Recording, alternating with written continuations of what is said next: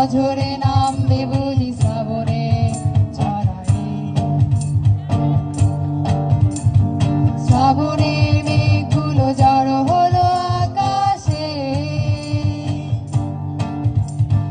অঝরে নামবে বুঝি শ্রাবণে ঝরায়। আজ কেন মন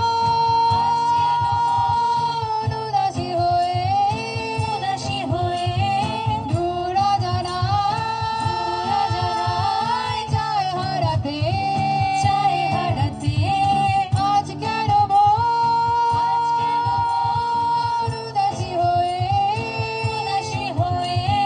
দূর অজানায় যায় হারাতে।